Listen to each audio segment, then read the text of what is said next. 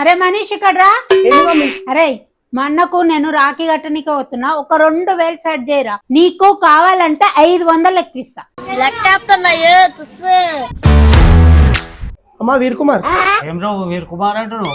నాకు ఒక 2000 కావాలమ్మా. నువ్వు ఒక 2000 ఇచ్చినావనుకో సాయంత్రం వరకు వడ్డీతో సహా రిటర్న్ ఇచ్చేస్తా.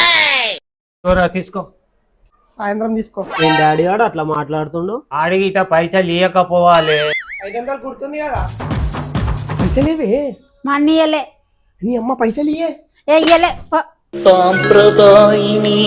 ఏం రావు చూడకుండా పోతున్నావు? ఏం లే డాడీ.